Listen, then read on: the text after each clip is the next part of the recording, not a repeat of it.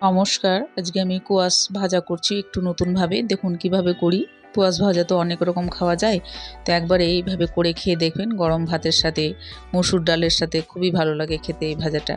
তো প্রথমে আমি ওটা ছাড়িয়ে নিয়ে আমি চাকা চাকা করে কেটে নিয়েছি। খুব পাতলা করে কাটবেন না, একটু মোটা করে কাটবেন।